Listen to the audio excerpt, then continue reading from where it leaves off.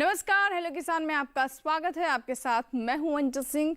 Hello किसान आपका अपना कार्यक्रम, जी हाँ, ये लाइव फोन इन कार्यक्रम है जहां हम आप किसानों से सीधा जुड़ते हैं। हमारे विशेषज्ञ अलग अलग विषयों पर आपको जानकारी देते हैं और इसके अलावा आपके लिए एक मंच होता है जहां आप अपने प्रश्नों को हम तक पहुंचा सकते हैं और उन प्रश्नों के समाधान आपको तुरंत मिलता है, वो भी लाइव।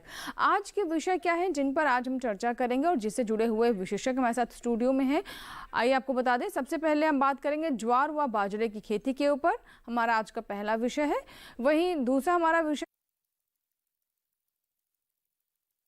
विशेषज्ञ हमारे साथ कार्यक्रम में बने रहेंगे और आपके सवालों के हम लाइव जवाब देते रहेंगे। बस करना आपको ये है कि आप अपना फ़ोन उठाएं, अपनी समस्या को हम तक पहुंचाएं। तो हमारा टोल फ्री नंबर आप नोट कर लें। 2 नंबर हैं, 1800-113060, दूसरा नंबर है 1800-113061। एक बार फिर से बता दें, ये टोल फ्री नंबर है, यानी इस पर आपका कोई शुल्क नहीं लगेगा। बस आपको अपनी समस्या, अपने सवाल हम तक पहुंचाने हैं इस फ़ोन कॉल के माध्यम से। इस नंबर पर आप कॉल कर सकते हैं। और सभी जो हमारे दर्शक हैं उनसे हम कार्यक्रम की शुरुआत में ही ये कहना चाहेंगे कि जब भी आप फ़ोन करें तो कोशिश करें कि नेटवर्क क्षेत्र में हो और सवाल पूछते वक्त टेलीविज़न की आवाज़ बंद कर दें ताकि आपके सवाल को हम ठीक से सुन सकें। और हमारे जो आज के पहले विशेषज्ञ हैं उनसे आपकी मुलाकात करवा देते हैं। हमारे साथ हैं डॉक्टर RS बाना। आप वरिष्ठ वैज्ञानिक हैं और हमें आज के विषय पर, यानी जो ज्वार बाजरे की खेती है, इस पर हमें जानकारी देंगे और जो दर्शकों के सवाल हैं उनके जवाब देंगे। बहुत बहुत स्वागत है आपका बाना जी। धन्यवाद। तो अगले 1 घंटे तक बाना जी आपके सवालों के जवाब देंगे। ज्वार और बाजरे की खेती पर हम उनसे सवाल करेंगे, चर्चा करेंगे और आपके प्रश्न लेंगे। लेकिन आगे बढ़े उससे पहले सबसे पहले इस विषय को थोड़ा और विस्तार से समझ लेते हैं। बाना जी बताइए कि क्या महत्व है ज्वार और बाजरे की और हमारे देश की स्थिति क्या है इस फसल को लेकर। यदि हम आज़ादी के बाद से बात करें तो भारतीय कृषि के योजनागत विकास के बावजूद अभी भी आधे से अधिक क्षेत्र बारानी खेती में है। यानी कि ऐसा क्षेत्र जहां पर सिंचाई के साधनों की उपलब्धता या तो है ही नहीं है, तो वो काफ़ी हद तक सीमित है। तो उन क्षेत्रों में हमें ऐसी फसलों की बुआई करनी चाहिए जिनको कम पानी की आवश्यकता होती हो और वो कम समय में पककर तैयार हो जाए। तो ऐसी ही फसलों में नाम आता है बाजरा और ज्वार का। और अगर इनको, क्योंकि मोटा अनाज कहा जाता है, इनमें रेशा ज़्यादा होता है और साथ ही इसमें जो पोषक तत्व होते हैं, विशेषकर सूक्ष्म पोषक तत्व, वो ज़्यादा मात्रा में होते हैं गेहूं, चावल इनकी तुलना में। और जैसे बाजरे की बात करी जाए तो जिंक है, आयरन है, ये तुलनात्मक रूप से अधिक होता है। साथ ही जो प्रोटीन है वो भी इनका ज़्यादा होता है। जैसे बाजरे में 11%, 11.5% तक प्रोटीन होता है। कई जो किस्में हैं उसमें 12% से अधिक होता है, जबकि वो गेहूं में 10% से भी कम होता है। चावल में 6-7%, 8% किसी वैरायटी में होता है। तो इस तरह से इनका जो मानव पोषण है उसमें भी काफ़ी महत्व है। हमारी जो गर्भवती बहनें हैं उनको आयरन चाहिए होता है, वो बाहर से लेते हैं। इसकी बजाय यदि जो बाजरा है वो आप डाइट में शामिल करें तो जो पोषक तत्व हैं, सूक्ष्म पोषक तत्व हैं, आयरन है, जिंक है, ये आपको वैसे ही मिल जाते हैं। जी बिल्कुल। तो यानी पोषण के लिहाज से भी ये बहुत महत्वपूर्ण फसलें हैं और हम देख भी रहे हैं कि लोग जैसे जैसे अपने स्वास्थ्य के लिए जागरूक हो रहे हैं वैसे वैसे इस तरह की फसलों की मांग भी बढ़ रही है और हमारे किसान भी इसकी खेती से फ़ायदा उठा सकते हैं। और जैसा कि हम ये भी जानते हैं कि आजकल जो समय चल रहा है, हर किसी की यही कोशिश है कि उसकी प्रतिरोधक क्षमता बढ़े, इम्यूनिटी बढ़े। तो ऐसे में पोषक तत्वों का शरीर में होना बहुत ज़रूरी है। चलिए आगे बढ़े, उससे पहले से जुड़ी हमारी ये रिपोर्ट देख लेते हैं।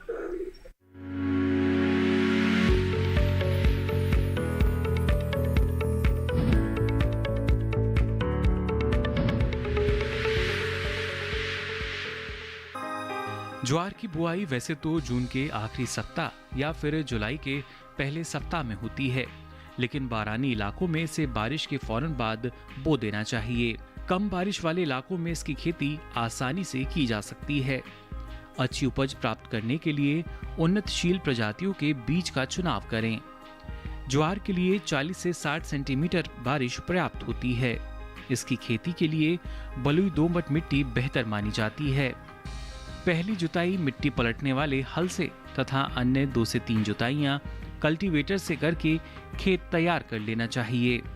बुआई के समय कतार से कतार की दूरी 45 सेंटीमीटर, जबकि पौधे से पौधे का फासला 15 सेंटीमीटर होना चाहिए। मृदा जांच के आधार पर उर्वरकों का प्रयोग करें। खेत में जल निकासी का भी उचित इंतजाम रखें। सूक्ष्म पोषक तत्वों में जिंक और आयरन ज्वार के लिए काफी महत्वपूर्ण हैं। बाजरे की खड़ी फसल में दीमक और तना छेदक कीट से बचाव करने के लिए विशेषज्ञों की सलाह पर ही दवा का छिड़काव करें। इसी तरह बाजरा एक ऐसी फसल है जिसकी किसान विपरीत परिस्थितियों एवं सीमित वर्षा वाले क्षेत्रों तथा बहुत कम उर्वरकों की मात्रा के साथ इसकी खेती कर सकते हैं। बाजरा के लिए हल्की या बलुई दोमट मिट्टी सही होती है। बुआई के 15 दिन बाद कमजोर पौधों को खेत से उखाड़कर पौधे से पौधे की दूरी 10 से 15 सेंटीमीटर कर ली जाए। साथ ही साथ घने स्थान से पौधे उखाड़कर खाली स्थानों पर रोपित कर लें। खेत में उगे खरपतवार की निराई गुड़ाई करें।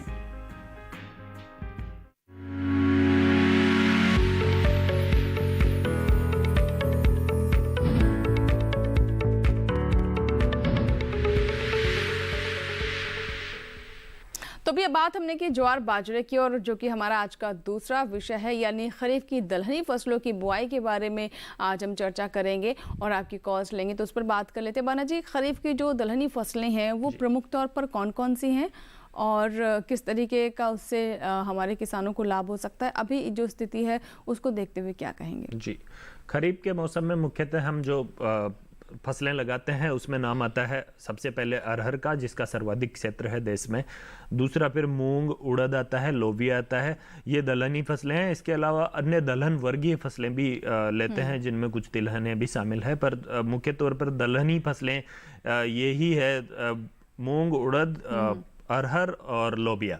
और इनको लेने से फायदा ये है कि एक तो यदि पोषण की बात करें तो ये बहुत अच्छे प्रोटीन के स्रोत होते हैं। मानव जीवन में तो इनका महत्व है ही। साथ में क्या होता है, उनके लिए दालों का सेवन बहुत जरूरी होता है। जी जी।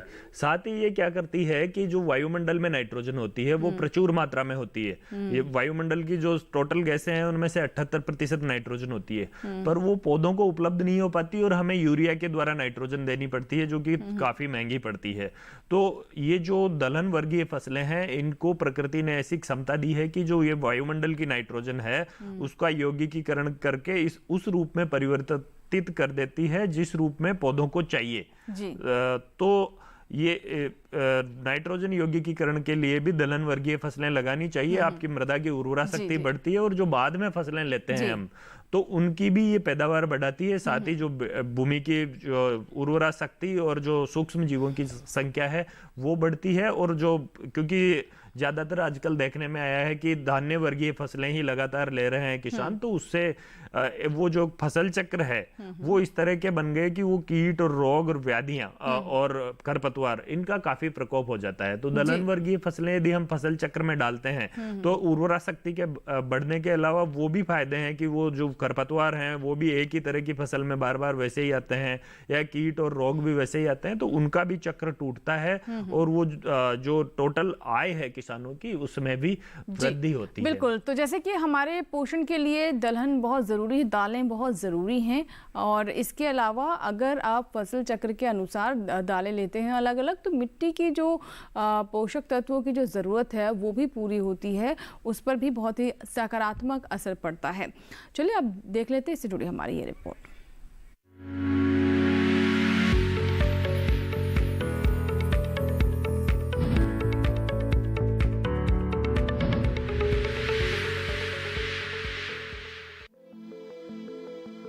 भारत देश में दलहनी फसलों का एक खासा स्थान है। यहाँ दालों की सबसे अधिक खपत होती है।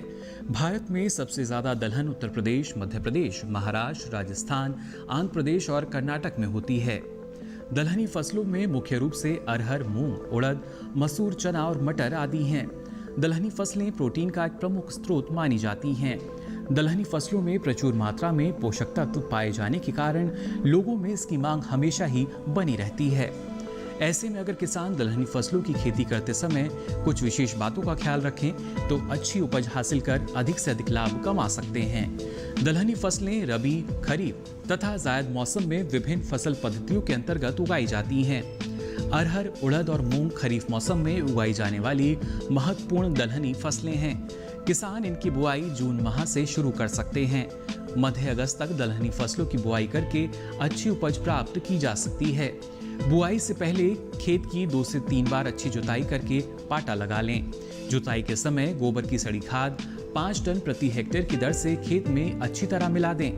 खेत में पानी का जमाव नहीं होना चाहिए। इसके लिए खेत में उचित जल निकासी का खास ख्याल रखें। पहली निराई गुड़ाई बुआई के 25 से 30 दिनों बाद एवं दूसरी 40 से 45 दिनों बाद करें।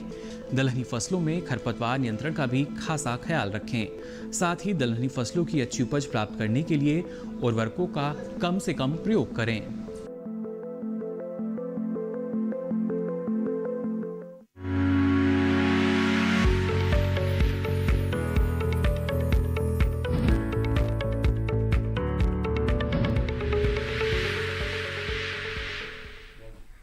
तो अगर आप अभी अभी हमारे साथ जुड़े हैं तो एक बार फिर से बता दें आपको कि आज हेलो किसान में 2 महत्वपूर्ण विषयों के साथ हम आपके सामने हाजिर हैं। पहला विषय है ज्वार बाजरे की खेती और दूसरा विषय है खरीफ दलहन फसलों की खेती। दोनों ही विषयों पर हम विस्तार से चर्चा करेंगे और आपकी कॉल्स भी हम लेते रहेंगे। आप हमें फ़ोन करें और अपनी समस्याओं को हम तक पहुँचाएँ ताकि लाइव तुरंत आपके सवालों के जवाब हम दे सकें। और आगे बढ़े उससे पहले बाना जी आपसे हम जान लेते हैं ज्वार और बाजरे के बारे में। आपने इसके महत्व के बारे में बताया, लेकिन बहुत सारे ऐसे भी हमारे दर्शक हैं, किसान हैं जो कि इसे एक फसल के तौर पर तो लेते ही, लेकिन साथ ही साथ चारा फसल के तौर पर भी इसका उपयोग करते हैं। तो अभी जो किसान फसलें लेने की योजना बना रहे हैं, जो चारा फसलों के तौर पर ज्वार बाजरा लेना चाहते हैं या फिर एक प्रमुख जो फसल है उसके तौर पर, तो दोनों के अनुसार बताइए कि अभी जो स्थिति है उसमें खेत की तैयारी किस तरीके से करें। और मानसून भी आ गया है, बहुत सारे राज्यों में पहुंच रहा है और उसकी रफ्तार भी हम देख रहे हैं कि सामान्य है, देरी से या फिर जल्द नहीं है, तो उसके अनुसार भी बताएं। जी, मैं आपके प्रश्न का जो 2 भागों में उत्तर देना चाहूँगा। पहला तो जो चारे वाली और जो दाने वाली किस्में हैं उनके बारे में अलग अलग बात, और खेत की तैयारी का दूसरा था। तो खेत की तैयारी के लिए यही है कि अभी चूंकि कुछ क्षेत्रों में तो मानसून पहुंच चुका है दक्षिण भारत में, तो पर उत्तर भारत में और मध्य भारत में अभी मानसून आने वाला ही है। तो अपने खेतों को तैयार करके रखें। एक गहरी जुताई कर दें ताकि जो जैसे ही बरसात आए तो अपनी मिट्टी है वो पानी को ज़्यादा से ज़्यादा सोखे, क्योंकि जो बारानी क्षेत्रों में ये फसलें लगाते हैं और वहाँ पे पानी की वैसे भी कमी होती है, तो बरसात का पानी बहकर नहीं जाए। साथ ही आप मेड़बंदी जरूर करें, जो खेत है उसके चारों तरफ मेड़ है उसको ठीक से बांध लें ताकि जो बरसात का पानी है वो ज़्यादा से ज़्यादा अपने खेत में ही रहे। उसके अलावा 2-3 जुताई करके, गहरी जुताई करने के पश्चात 2-3 जुताई करके बुआई करनी चाहिए ताकि इनका जो अंकुरण है वो अच्छा हो। इसके अलावा जो आजकल आधुनिक कृषि है उसमें हम बात करें तो संरक्षण खेती के तहत भी ज्वार और बाजरा की खेती करी जाने लगी है।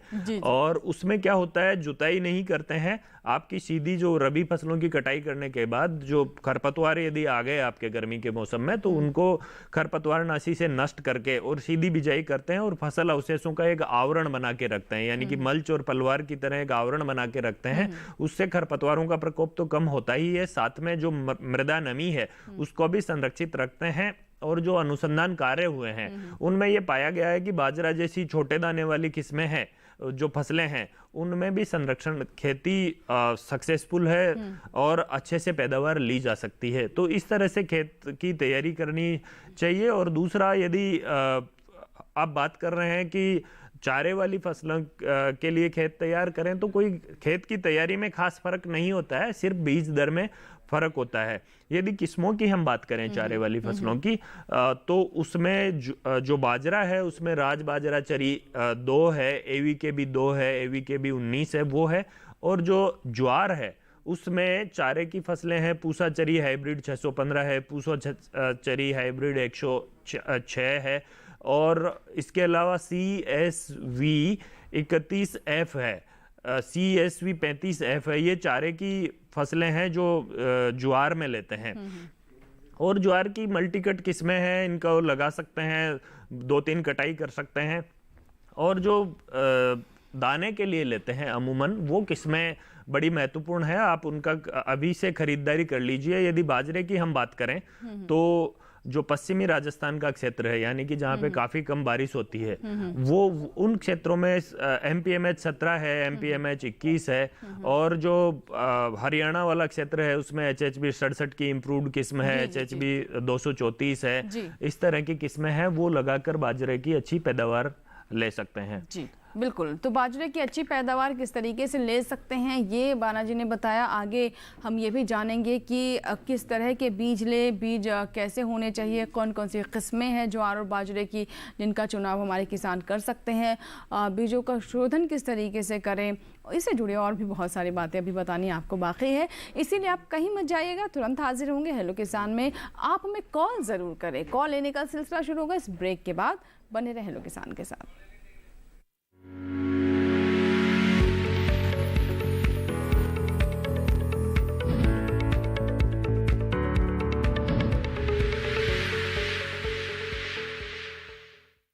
अरे भाई सुना नहीं क्या, KCC ने किसानों का जिंदगी बदल दिया है।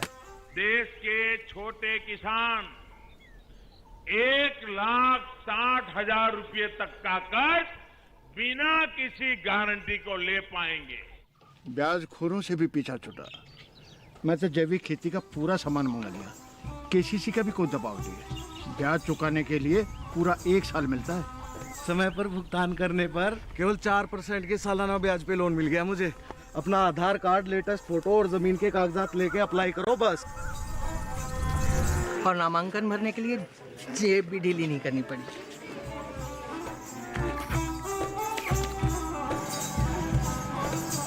चाचा, उधार चुकाने के 24 घंटे के बाद उतने ही पैसे वापस निकाल सकते हैं। KCC ने किसानों की जिंदगी वाकई बदल दी है। तो आप भी किसान क्रेडिट कार्ड अपनाएं और सहजता से ऋण पाएं।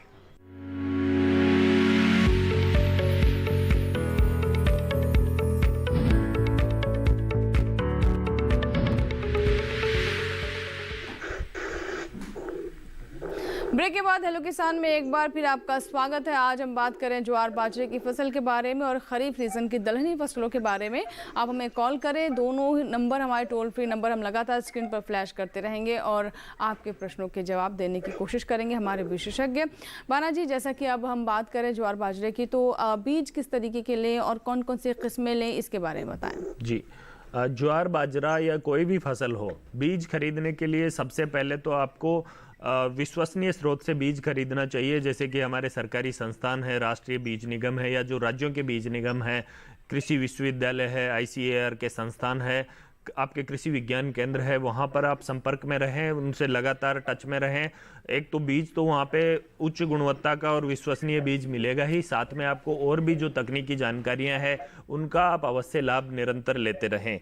और यदि बाजार से भी आपको बीज खरीदना पड़ रहा है तो उसका पक्का बिल जरूर लें, ताकि कई बार क्या होता है कि ऐसी कोई अनहोनी होती है, बीज खराब आ जाता है, तो ऐसी वक्त में वो पक्का बिल लेना जरूरी होता है। ये तो हो गई बीज स्रोत की बात। किस्मों की अगर बात करें, जैसे कि मैंने पूर्व में भी बताया है कि बाजरे में जैसे आजकल हाइब्रिड्स आ रहे हैं, बहुत अच्छे अच्छे आ रहे हैं, उनमें रोगरोधी किस्में भी है। तो कुछ किसान हाइब्रिड लगाना चाहते हैं, उनके लिए मैं दोबारा से रिपीट कर दूंगा, HHB 234 है, HHB 67 इम्प्रूव्ड है, MPMH 17 है, MPMH 21 है, इस तरह की हाइब्रिड्स हैं। KHB 108 है। इसके अलावा प्राइवेट क्षेत्र के भी कुछ हाइब्रिड हैं जिनको किसान लगाते हैं, काफ़ी मैंने देखा है। तो काफ़ी अच्छे अच्छे हाइब्रिड्स हैं जिनसे बहुत अच्छा उत्पादन 30 क्विंटल प्रति हेक्टर या उससे भी अधिक उपज किसान ले रहे हैं। कुछ किसान चाहते हैं कि हम हाइब्रिड ना लें, जो देसी बाजरा है, कंपोजिट किस्में हैं, संकुल किस्में हैं, उनको लगाना चाहते हैं। तो संकुल किस्मों में पूसा की एक किस्म है, पूसा 443 है।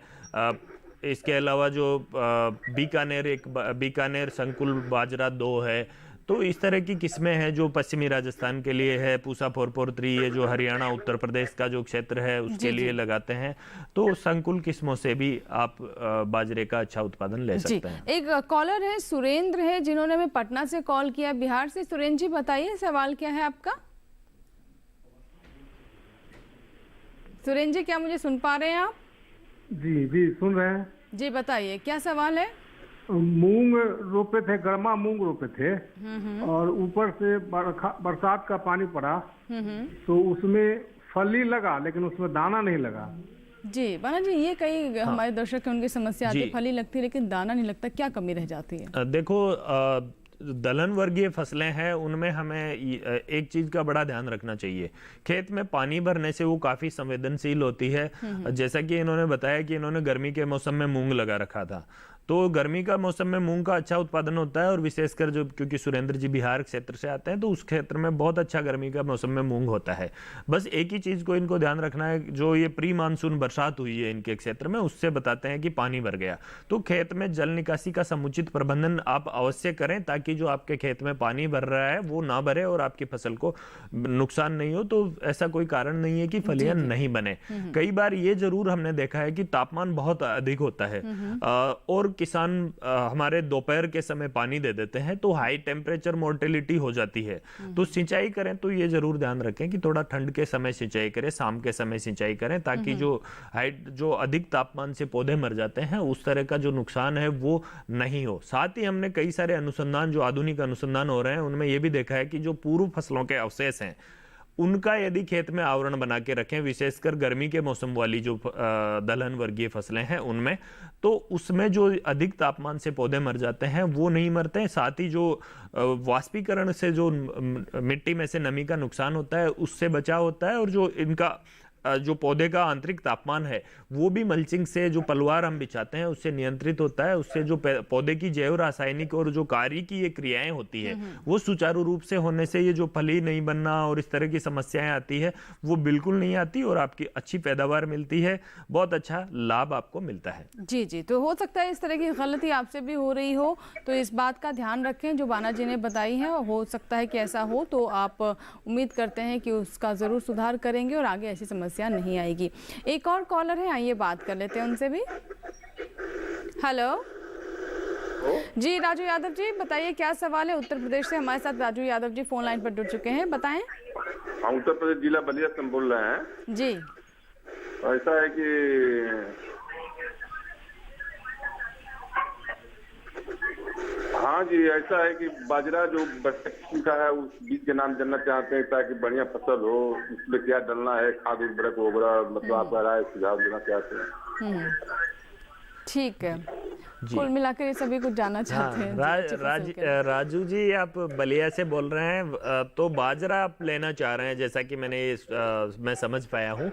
बाजरे में आपको ये ध्यान रखना है कि अभी जैसे ही मानसून आ जाता है आपको बुआई कर देनी है। बुआई के लिए जो बीज दर है, सारी सूचनाएं एक साथ ही दे रहा हूं मैं, बीज दर आप 4 किलो प्रति हेक्टर रखें।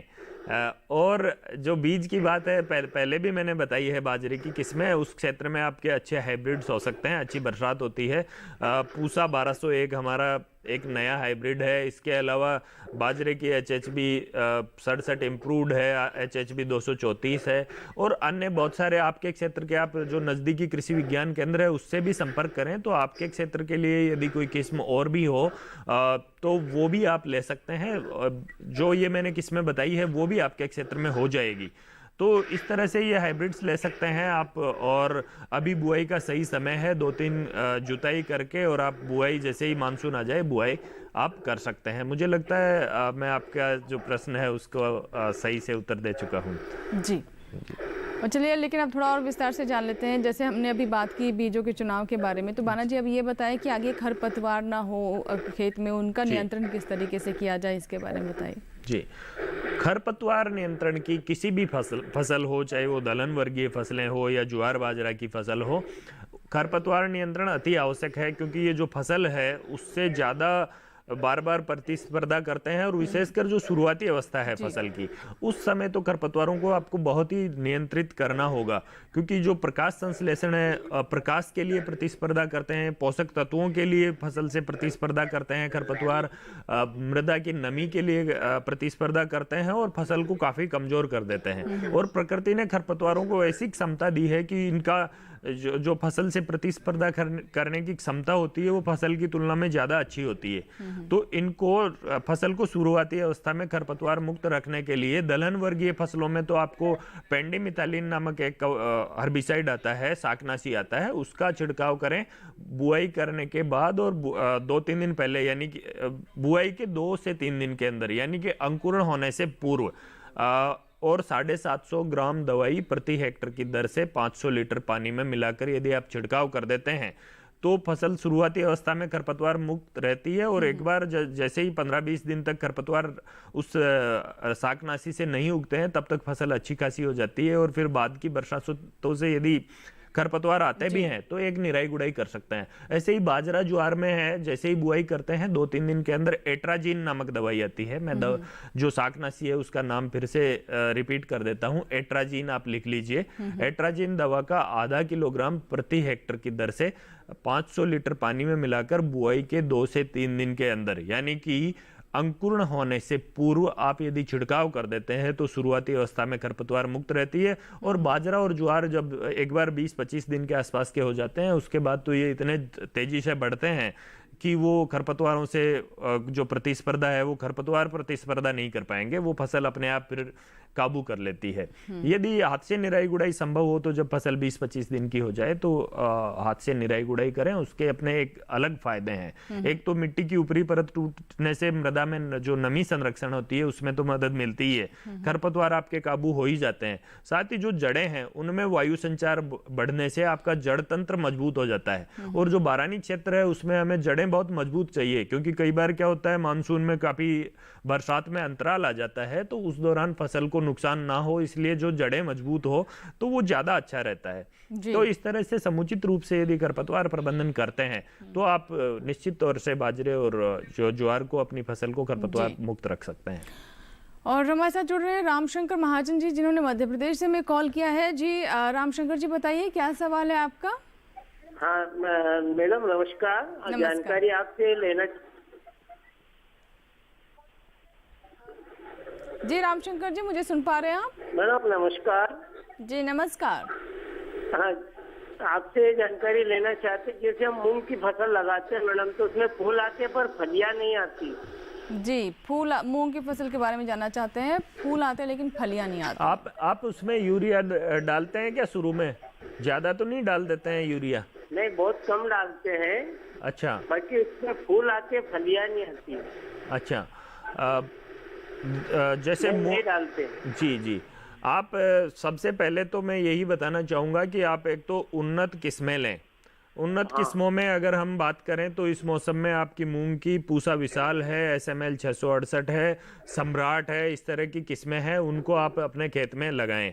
दूसरा ये है कि कई बार हमने ये देखा है कि किसान काफ़ी मात्रा में यूरिया डाल देते हैं। उससे क्या होता है शुरुआती अवस्था में फसल तो बढ़ जाती है, काफ़ी अच्छी वृद्धि होती है तो किसान खुश रहता है, उसको लगता है कि मेरी फसल बहुत अच्छी है। पर चूंकि ये दलहन वर्गीय फसल है इसको बहुत ज़्यादा नाइट्रोजन की आवश्यकता नहीं होती है, ये अपनी नाइट्रोजन खुद बना लेती है। यदि आपको ज़्यादा ही नाइट्रोजन मतलब यदि मिट्टी में कमी है ज़्यादा ही तो शुरुआती अवस्था में बुआई के समय 20 किलो नाइट्रोजन देनी है यूरिया के द्वारा। उससे बाद में कुछ भी नहीं देना है नाइट्रोजन। और फास्फोरस जरूर आप डालें। फास्फोरस का अमूमन किसान नहीं डालते हैं तो फास्फोरस की जो 40 से 50 किलोग्राम फास्फोरस प्रति हेक्टर यदि आप सिंगल सुपर फास्फेट से देते हैं तो फास्फोरस मिलता है और साथ में सल्फर आपको मिल जाता है। तो उससे क्या होती है आपकी जो पौधा अच्छा होता है और ऐसा कोई कारण नहीं है कि आपकी जो फूल आ गए और फलियां नहीं बनती है। और यदि कई बार ऐसा होता है कि हम सिंचाई दे देते हैं फूल आते समय तो उस टाइम फूल झड़ जाते हैं, उस वजह से जरूर ये होता है कि फलियां कम बन पाती है। तो यदि आप बरसात के मौसम में तो बहुत कुछ आपके हाथ में नहीं होता, बरसात से ही होता है, पर यदि आप पानी दे रहे हैं तो फूल आते समय पानी बिल्कुल नहीं दें, फूल आने से पहले ही पानी दे दें और जब फली बने उस समय पानी आप दे सकते हैं ताकि मृदा में नमी की कमी नहीं रहे और आपको वो जो शिकायत है वो नहीं मिलेगी। ठीक है, एक और कॉलर है अर्जुन जी हैं जिन्होंने हमें महाराष्ट्र से कॉल किया है। अर्जुन जी बताइए किस फसल के बारे में जानना चाहते हैं, क्या सवाल है आपका? हाँ मेरे को है ना गवार के बाजरे के साथ गवार कर सकता हूँ क्या मैं? बाजरे के साथ ज्वार कर सकते हैं कि नहीं? गवार अंतर फसलों के बारे में जी हाँ बाजरे के साथ ग्वार कर सकते हैं। पर महाराष्ट्र में क्या होता है कि यदि आपके क्षेत्र में बहुत अधिक बारिश नहीं होती, मुझे नहीं पता आपका कौन सा क्षेत्र है महाराष्ट्र का, जो पश्चिमी महाराष्ट्र का क्षेत्र है उसमें तो बरसात ज्यादा होती है तो ग्वार वहां पर संभव नहीं है। जो जहाँ पे बहुत अधिक बरसात होती है, यदि 750 800 mm या 1000 mm से ऊपर बरसात वाला क्षेत्र है, तब तो आपके ग्वार नहीं हो सकता, क्योंकि ग्वार में क्या होता है, ज़्यादा बरसात होने से वानस्पतिक वृद्धि अधिक हो जाती है और फलियाँ नहीं हो पाती है, फलियाँ बन नहीं पाती है। परंतु यदि आपका ये जो पश्चिमी या जो दक्षिण महाराष्ट्र का यदि क्षेत्र से आप आते हैं, या जो कम बरसात वाले क्षेत्र हैं, जैसे कि राजस्थान का क्षेत्र है, हरियाणा का क्षेत्र है, इन क्षेत्रों में ग्वार बहुत अच्छे से पैदावार देता है और वो अंतःफसलीकरण बाजरे के साथ हो सकती है उसकी। हमारे जो कई सारे एक्सपेरिमेंट्स भी हुए हैं उसमें, और हमने पाया है कि न केवल जो ग्वार होता है, परंतु उसमें यदि बाजरे के साथ लगाते हैं तो बाजरे की उपज भी बढ़ जाती है, बाजरे में पोषक तत्वों की सांद्रता भी बढ़ जाती है, और जो मिट्टी की उर्वरा शक्ति है उसमें भी वृद्धि होती है। और साथ ही जो दलहन वर्गीय फसल बाजरे के साथ लेने से एक तरह का इंश्योरेंस हो जाता है, यदि एक फसल खराब भी हो जाए तो दूसरी फसल आपको मिल जाती है। तो अंतःफसलीकरण करना बहुत अच्छा, समझदारी वाला और एक बहुत ही अच्छा निर्णय है, आप कर सकते हैं। पर ये ध्यान रखें कि आपके क्षेत्र में बहुत अधिक बरसात होती होगी, तो फिर आप ग्वार की जगह लोबिया लगाएं। जी, तो कौन सी फसल के साथ कौन सी फसल आप ले सकते हैं, इसका ध्यान रखना बहुत ज़रूरी है। इस विषय पर भी, इस बिंदु पर भी हम चर्चा करने वाले थे आगे, तो कुछ अगर बातें अभी बाकी हैं उन पर हम विस्तार से चर्चा करेंगे छोटे से ब्रेक के बाद। आप देखते रहे हेलो किसान, कहीं मत जाइएगा।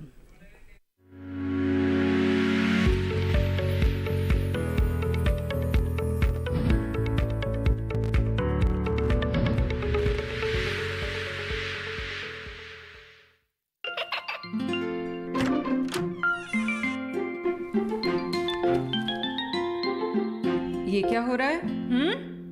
काशवी, इतने कम मार्क्स? काशू बेटा पढ़ा करो, पढ़ोगी नहीं तो आगे कैसे बढ़ोगी? मम्मा, मैं भी तो आपसे यही कहना चाहती हूँ, पढ़ा करो। आप पढ़ोगे नहीं तो आगे कैसे बढ़ोगे? मतलब?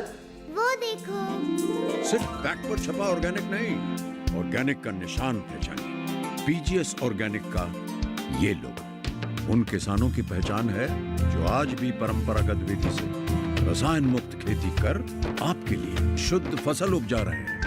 अब समझे मम्मा, अगर मैं प्योर ऑर्गेनिक फूड नहीं खाऊंगी तो अच्छे मार्क्स कहाँ से लाऊंगी? अच्छा बच्चों, जैविक खेती की इस मुहिम को आगे बढ़ाइए, शुद्ध ऑर्गेनिक अपनाइए।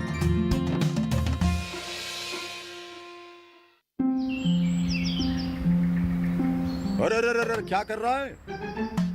इधर इधर इधर, हम बोल रहे हैं तेरे बीजू का। पुतला बोल रहा है? हाँ, पक्षियों से तो हम खेत को बचा लेते हैं, पर इन घातक रसायनों से कैसे बचाएं? मतलब? देख बेटा, तू जो ये अंधाधुंध रसायन मिलाता है ना, मिट्टी की सेहत बिगड़ने लगी है, और जब माटी ही कमजोर पड़ जाएगी तो उपज कैसे सेहतमंद होगी? अरे पहले ऐसा नहीं था, पूछना अपने बड़े बुजुर्गों से, कैसे फसल लहलहाती थी, शुद्धता झलकती थी। हाँ, माटी भी तंदुरुस्त और लोग भी। पहली वाली बात कहाँ? पर अब तो सब यही डाले हैं। सब नहीं, आज भी लाखों जागरूक किसान परंपरागत विधि से फसल उगा रहे हैं, खर्चा कम और उपज की कीमत भी बेहतर पा रहे हैं। ठीक है भाई, मैं भी आज से जैविक खेती शुरू करूंगा। माटी से प्रेम की परंपरा है परंपरागत खेती।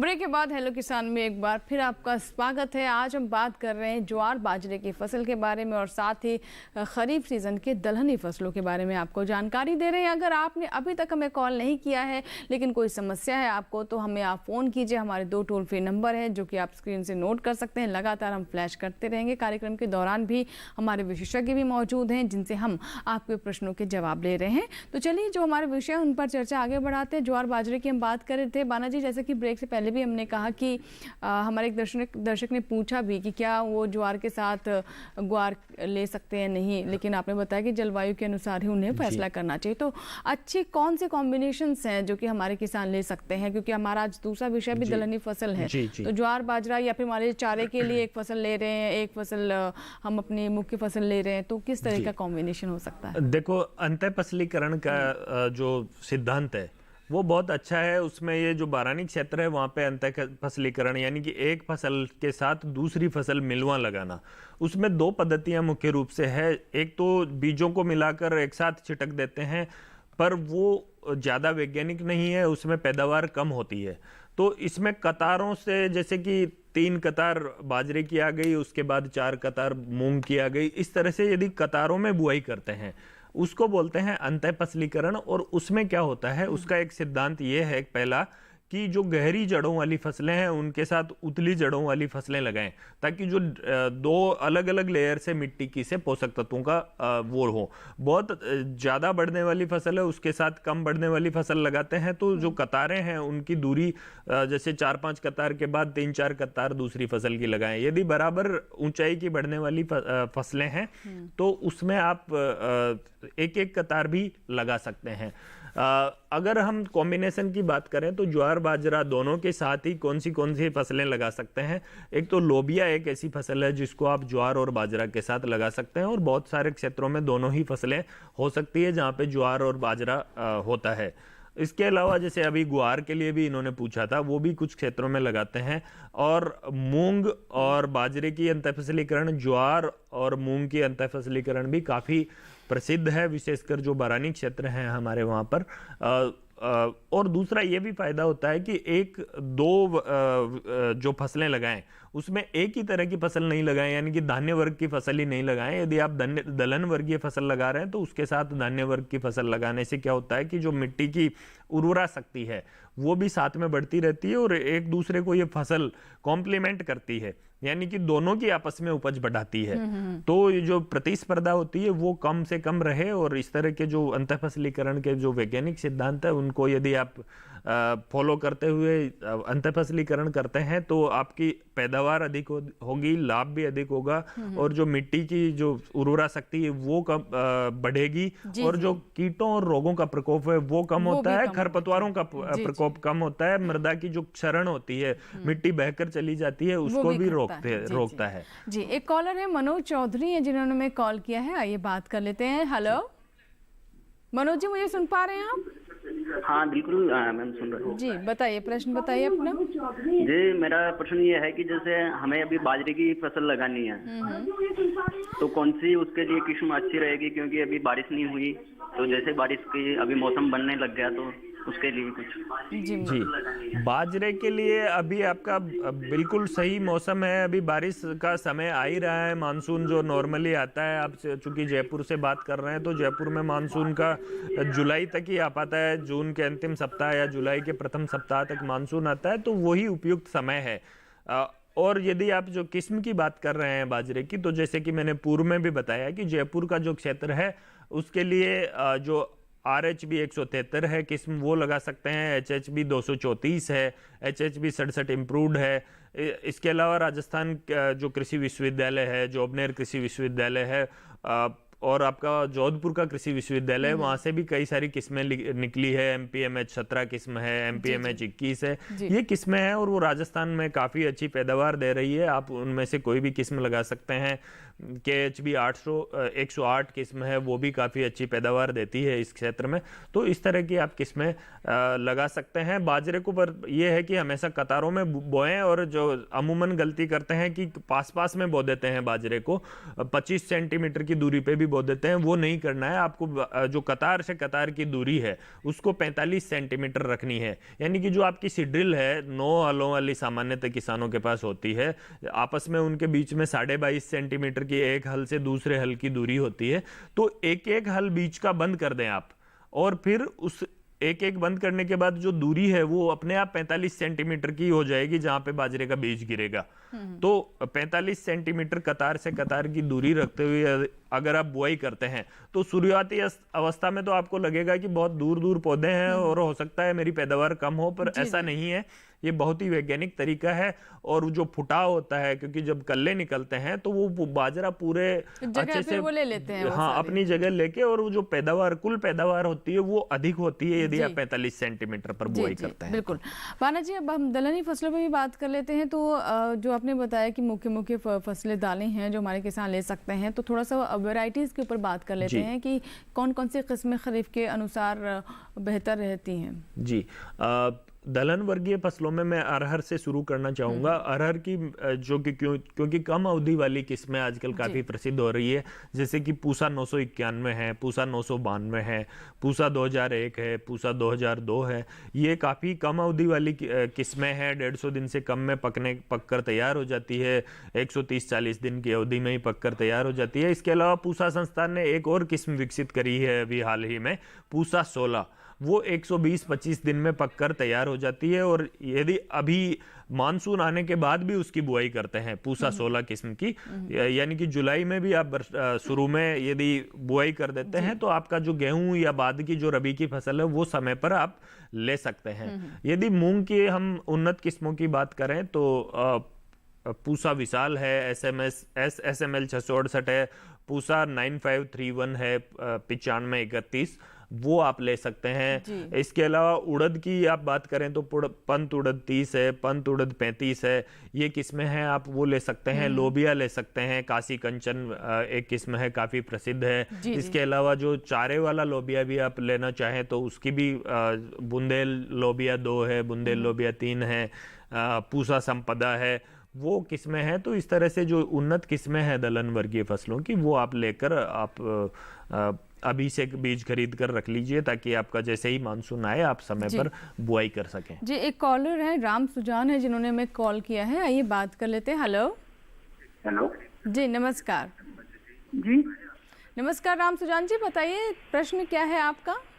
मैम, मेरा प्रश्न है कि मेरे यहाँ पिछले साल जो सोयाबीन की फसल थी उसकी फलियां तो आई थी पर वो झड़ गई थी, रुकी नहीं थी। फलियां झड़ गई? जी मैम। जी, बाला जी क्या वजह हो जी, फलियां झड़ गई, इसका मतलब ये है कि आप जैसे कि मैंने बताया कि एक तो उन्नत किस्मों का बीज प्रयोग करें, दूसरा क्या होता है कि हमारी जो मृदा की उर्वरा शक्ति है उसको हमें निरंतर बनाए रखना होता है। एक ही तरह की फसल आप खेत में नहीं लें, बार बार उसमें सोयाबीन लेते रहते हैं, सोयाबीन गेहूं, तो उससे क्या होता है मिट्टी की जो उर्वरा शक्ति है वो भी खराब हो जाती है, और जो हमारी जो कीट रोग व्याधि खरपतवार वो भी काफी ज्यादा आते हैं। तो आप फसल चक्र अवश्य अपनाएं और उन्नत किस्मों का उपयोग करें, और नाइट्रोजन के साथ में फास्फोरस अवश्य डालें, DAP के द्वारा या सिंगल सुपर फास्फेट के द्वारा। मैं सिंगल सुपर फास्फेट के लिए इसलिए बार बार बोलता हूं क्योंकि उसमें आपको फास्फोरस के साथ सल्फर तत्व भी मिल जाता है, जिससे कि विशेषकर जो दलहन वर्गीय फसलें हैं, तिलहन वर्गीय फसलें हैं आपकी, इनको सल्फर तत्व की काफ़ी आवश्यकता होती है। तो सिंगल सुपर फास्फेट से आप फास्फोरस जरूर दें, और अपने खेत की मिट्टी की जांच करा के उसके अनुसार ही उर्वरक दें, तो फूल आने के बाद फलियां आपकी जरूर बनेगी और बीज भी उनमें बनेगा। जी बिल्कुल, तो फूल भी बनेगा, फलियां भी बनेगी और झड़ेंगी नहीं, जैसा कि आपने बताया कि ये समस्या आपके साथ आई थी। और हम लगातार बताते हैं कि एक ही फसल को बार बार अपने खेतों में ना ले, फसल चक्र का इस्तेमाल करें ताकि मिट्टी की गुणवत्ता बनी रहे। और अलग अलग फसल अगर आप लेते रहेंगे तो ऐसे में मेरे ख्याल से जो पोषक तत्व जो है उसकी पूर्ति भी होती रहेगी, उसमें भी उससे उनकी लागत में कमी आएगी, ये भी एक प्रमुख बात है। फिलहाल अभी एक छोटा सा ब्रेक लेना होगा, आप कहीं मत जाइएगा, देखते रहे हेलो किसान।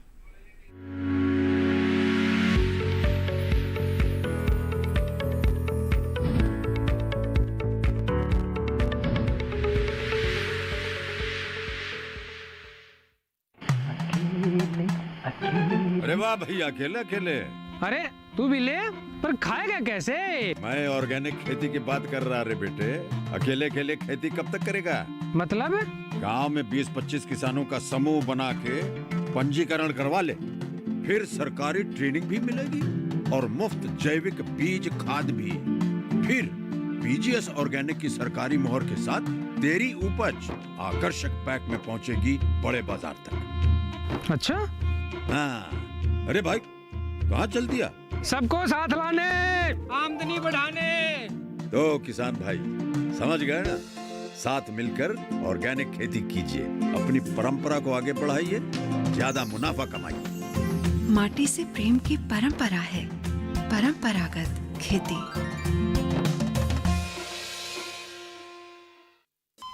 अरे सुन तो। मुझे क्या सुनाना चाहते हो? जो सुनाओ मेरी सौतन को। किसको? अरे वही तुम्हारा मोबाइल फोन जिससे सुबह शाम दिन रात चिपके रहते थे और कहते थे किसान कॉल सेंटर से बातें हो रही हैं।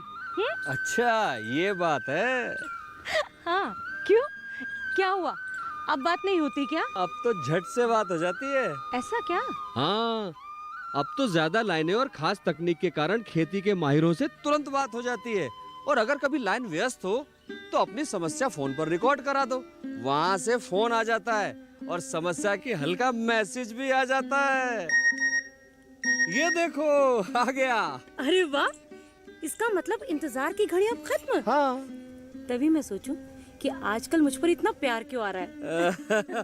कृषि संबंधी समस्याओं का अपनी भाषा में तुरंत हल पाने के लिए पूरे भारत में किसी भी फोन से हेल्पलाइन नंबर पर संपर्क करें। किसानों का दोस्त किसान कॉल सेंटर।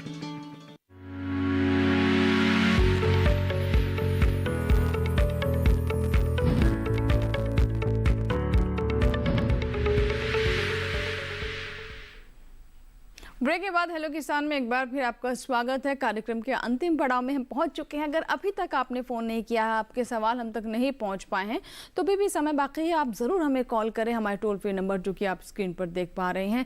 ज्वार, बाजरा और खरीफ की दलहनी फसलों पर आज हम बात कर रहे हैं। डॉक्टर बाना हमारे साथ बने हुए हैं। बाना जी, अब बताएं कि जल प्रबंधन किस तरीके से करें ज्वार बाजरा की जो फसल है उसमें भी, और जो हमारी खरीफ की दलहनी फसलें हैं जिसके बारे में आपने बताया अभी कार्यक्रम में ब्रेक से पहले, तो जल प्रबंधन से जुड़ी कौन कौन सी बातें हैं? जो आज का मुख्य जो विषय है दोनों ही, उनमें ये है बारानी क्षेत्र की फसलें हैं, उनमें बार बार पानी नहीं दिया जाता। जल प्रबंधन की अगर हम इन फसलों में बात करें तो ये है कि यदि आपके पास सिंचाई के साधन उपलब्ध हों तो फूल बनने से पूर्व की अवस्था में दलहनी फसलों में और बाजरे में भी जब जो पुष्पन अवस्था होती है, ज्वार में भी जब पुष्प निकलता है, उस अवस्था में मिट्टी में नमी की कमी नहीं हो, यदि काफ़ी अंतराल तक बरसात नहीं हो रही है और आपके पास सिंचाई के साधन उपलब्ध हैं, तो तब एक सिंचाई आप अवश्य कर दें। इसके अलावा जल प्रबंधन में सबसे बड़ा हमें ध्यान रखना होगा कि विशेषकर दलहन वर्गीय फसलों में बरसात ज़्यादा हो जाती है, बहुत भारी बरसात हो जाती है, तो आप पानी नहीं भरने दें खेत में। विशेषकर शुरुआती अवस्था में यदि पानी भर जाता है तो पूरी फसल ही नष्ट हो जाती है। जैसा कि आपने शुरुआत में भी बताया था कि दोनों ही फसलें जो हैं ये पानी के प्रति बहुत संवेदनशील हैं। जी। तो इस तरह से यदि जल निकास का आप समुचित प्रबंधन करते हैं और यदि बहुत ज्यादा मानसून में गैप आ जाता है दो बरसातों के बीच में और आपके पास पानी की उपलब्धता है, तो जो पुष्पावस्था है वो, और जब फली बनती है दलहनों में और जब दाना बनता है ज्वार बाजरे में, उस समय यदि मिट्टी में नमी की कमी हो तो एक सिंचाई आप दे सकते हैं। विशेषकर जो लंबी अवधि वाली किस्में हैं बाजरा और ज्वार की, वहाँ पे दिक्कत आती है कि सितंबर में जब मानसून रुक जाता है और जो फसल जो लंबी अवधि वाली किस्में हैं कुछ, वो पकती नहीं है, तो उस अवस्था में दाना बनते टाइम मिट्टी में नमी की कमी होने से उत्पादन कम हो जाता है। तब एक सिंचाई का ध्यान रखना होगा। अभी शुरुआती अवस्था में यदि अच्छी बरसात हो जाती है तो कोई पानी आपको देने की बहुत अधिक आवश्यकता नहीं है। जी। बाना जी, बताए पोषक तत्वों का प्रबंधन किस तरीके से किया जाए इन फसलों में? जी, जैसे कि मानव पोषण में जो महत्व अच्छे खाने का है, आजकल कहा भी जाता है कि कोरोना से बचने के लिए अपनी इम्यूनिटी बनाए रखने के लिए पोषक तत्व सही तरीके से लें, अच्छी डाइट रखें। उसी तरह जो हमारे पौधे हैं, जो हमारी फसलें हैं, उनका भी पोषण बहुत अच्छे से होना चाहिए। और चाहे कोई भी फसल आप लें, मिट्टी की जांच जरूर कराएं। अब तो भारत सरकार की योजना भी है जिसके तहत जो सॉइल हेल्थ कार्ड है वो बनवाएं। वो आपकी मिट्टी का एक नमूना लें। उसके लिए आपको खेत से काफ़ी जगह से नमूने लेके और वी आकार का एक गड्ढा बनाएं और उससे मिट्टी का नमूना लेकर आप उसको मिट्टी की जांच जरूर कराएं। आपके जो कृषि विभाग को आप नमूना दें। और यदि मिट्टी की जांच नहीं भी करा रखी है तो जो ज्वार और बाजरा के लिए अलग अलग पोषक तत्व हैं वो मैं बताना चाहूँगा। यदि आपका सिंचित क्षेत्र है तो ज्वार के लिए 120 किलोग्राम नाइट्रोजन, 60 किलोग्राम फास्फोरस और 40 किलोग्राम पोटेशियम संस्तुत है। इसके अलावा यदि जिंक की कमी है तो 20 से 25 किलोग्राम जिंक, ये सारी प्रति हेक्टर की मैं खुराक बता रहा हूँ, वो आप दें। यदि असिंचित क्षेत्र है तो पोषक तत्वों की आधी मात्रा है, यानी कि 60 किलोग्राम नाइट्रोजन, 30 किलोग्राम फास्फोरस और 20 किलोग्राम पोटेशियम आप डाल दें। और नाइट्रोजन की आधी मात्रा ही शुरुआती अवस्था में दें, फास्फोरस पोटास की पूरी मात्रा दें। जो शेष नाइट्रोजन की मात्रा है वो आप 2 भागों में विभाजित कर लें, और जब मृदा में नमी की कमी हो उसको आप पहली बुआई के 1 महीने बाद और दूसरी जब फूल बनने की अवस्था आ जाए उसके समय यदि आप देते हैं नाइट्रोजन खड़ी फसल में, तो उससे आप अच्छी पैदावार ले सकते हैं। दलहन वर्गीय फसलों में पूरी की पूरी जो पोषक तत्वों की खुराक है वो बुआई से पूर्व ही देते हैं, खड़ी फसल में देने की ज़्यादा आवश्यकता नहीं होती है। तो उसके लिए आपने मिट्टी की जांच करा रखी है तो मिट्टी की जांच के अनुसार जो संस्तुत डोज है वो दें, अन्यथा आपकी 20 किलोग्राम नाइट्रोजन बुआई से पूर्व और 50 से 60 किलोग्राम फास्फोरस आप जरूर डालें। यदि ये जो मूंग और उड़द है तो उसमें 40 किलोग्राम फास्फोरस से भी काम चल जाएगा। और पोटेशियम जरूर दें बारानी क्षेत्रों में, क्योंकि उससे क्या होता है कि सूखा सहन करने की क्षमता बढ़ जाती है पौधों की। जी, एक दर्शक है पूर्ण चंद जिन्होंने हमें राजस्थान से कॉल किया है। जी बताइए सवाल क्या है आपका पूर्ण जी?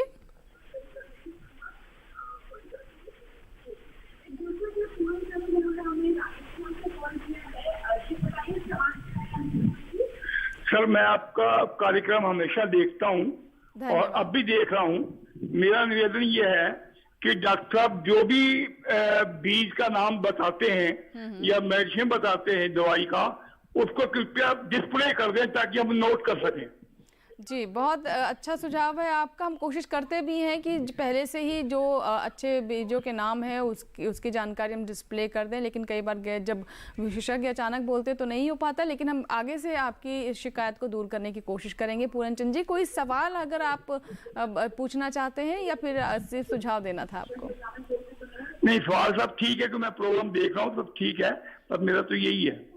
बहुत बहुत शुक्रिया पूरन जी।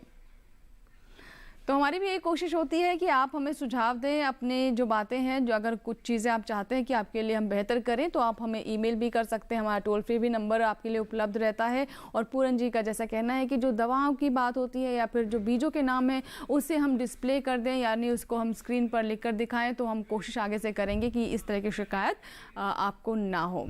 अब अना जी ये बताइए कि पोषक तत्वों के प्रबंधन के बारे में जैसे कि आपने बताया, लेकिन अब हम चारा फसलों पर भी बात कर लेते हैं। और आपने बताया कि लगभग एक ही जैसे ही दोनों की खेती होती है, लेकिन कटाई को लेकर थोड़ा सा अंतर रहता है। तो जो चारा फसलें हैं, ज्वार बाजरा को जो हम चारे के तौर पर लेते हैं, इनकी कटाई से जुड़ी कौन सी बातें हैं? ज्वार बाजरे की बात करें तो जो चारे वाली फसल है उसमें एक तो कटाई की तो मैं बताऊंगा ही, उसके साथ ही बीज दर की भी बात है। बीज दर लगभग दुगुनी रखी जाती है जितनी हम दाने के लिए लेते हैं। यानी कि बाजरे में यदि चारे के लिए ले रहे हैं तो 8 किलोग्राम प्रति हेक्टर के आसपास आप लें बीज, और जो यदि ज्वार ले रहे हैं तो 20-22 किलोग्राम प्रति हेक्टर बीज आप चारे के लिए लेते हैं। कटाई करते समय यदि मल्टीकट किस्में ले रहे हैं तो ये जरूर ध्यान रखना है कि कटाई जमीन से सटाकर नहीं करनी है।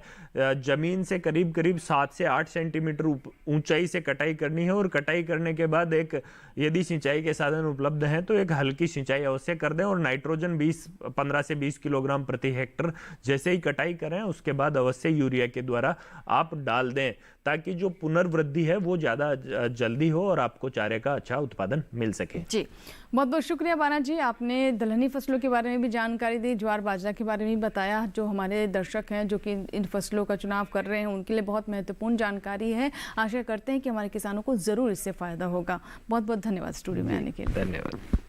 तो इसी के साथ ही आज के हेलो किसान में फिलहाल इतना ही, लेकिन अगले एपिसोड का विषय क्या है वो आपको बता देते हैं। अगले अंक में बात करेंगे तिलहन फसलों की उन्नत पैदावार के बारे में और साथ ही कपास की फसल में देखरेख के बारे में। तो ये हमारे अगले एपिसोड के विषय हैं जिससे जुड़े विशेषज्ञ स्टूडियो में रहेंगे और आपके प्रश्नों के जवाब देंगे। और अगर आप चाहें तो अपने प्रश्न में एडवांस में भी ईमेल कर सकते हैं hellokisan2015@gmail.com। ये हमारा ईमेल आईडी है। कोई सुझाव भी है तो भी उसका हम स्वागत करते हैं, आप हमें ईमेल कर सकते हैं। और आप हमसे सोशल प्लेटफॉर्म के माध्यम से भी जुड़ सकते हैं, सोशल नेटवर्किंग के माध्यम से। फेसबुक पर आप जाएँ, हेलो किसान हमारा पेज सर्च करें और हमसे जुड़े, अपने प्रश्न हमारी वॉल पर साझा कर सकते हैं, फिर मैसेंजर मैसेंजर के माध्यम से भी हम तक वो प्रश्न पहुंचा सकते हैं।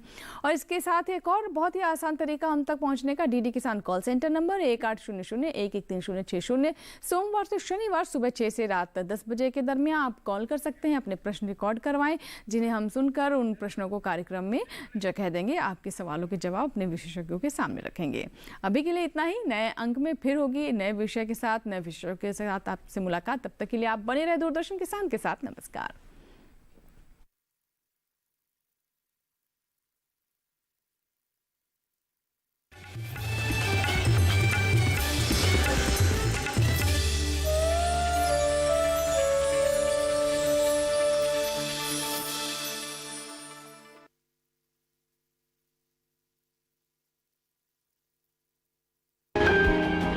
सहेजें कण कण को।